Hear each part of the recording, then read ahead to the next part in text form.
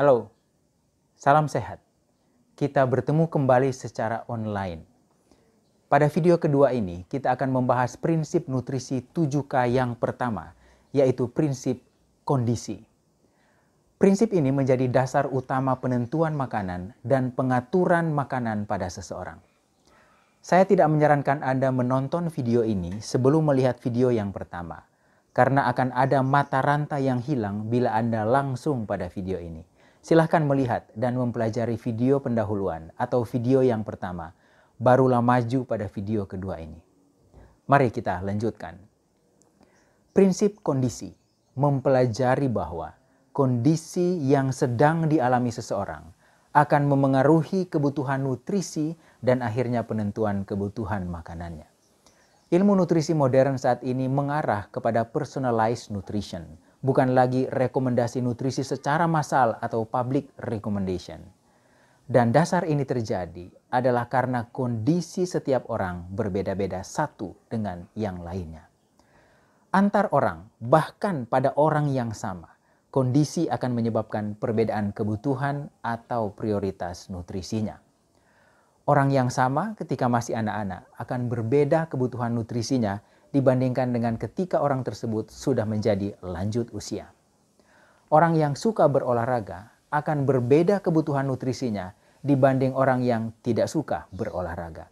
Orang yang sehat akan berbeda rekomendasi nutrisinya dengan orang yang sedang memiliki penyakit tertentu. Kadang-kadang makanan-makanan untuk kondisi orang yang sehat sering digunakan sebagai patokan untuk menilai bahwa makanan sehat. Dan hal ini kemungkinan bisa tidak tepat. Dan juga sebaliknya. Sebagai contoh, alpukat, kurma, pisang. Dalam keadaan sehat adalah makanan-makanan yang sangat direkomendasikan. Tetapi pada penyakit gagal ginjal, makanan-makanan ini harus diatur dengan sangat ketat. Sebaliknya, gula putih pada orang yang sehat sering digeneralisasi sebagai makanan yang berbahaya. Tapi pada anak-anak malnutrisi berat atau gizi buruk, gula putih dapat menjadi penyelamat nyawanya. Paling tidak ada 3 kondisi yang berbeda pada manusia yang menyebabkan rekomendasi nutrisi atau prioritas nutrisi menjadi berbeda-beda. Yang pertama, pertumbuhan atau perkembangan seseorang. Yang kedua, adalah keadaan penyakit dan atau perjalanan penyakit yang sedang dialami. Dan yang ketiga adalah faktor genetika, faktor bawaan atau variasi genetika dari seseorang. Faktor genetika atau variasi genetika yang terjadi menyebabkan seseorang cepat naik kolesterolnya, cepat naik berat badannya, mudah darah tinggi dengan makan sedikit saja kelebihan garam, dan lain sebagainya.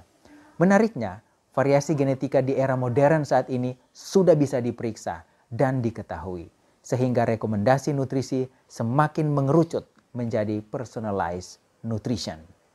Silakan Anda mengeksplorasi website ini untuk mendapatkan informasi tentang pemeriksaan gen yang saya sebutkan tadi.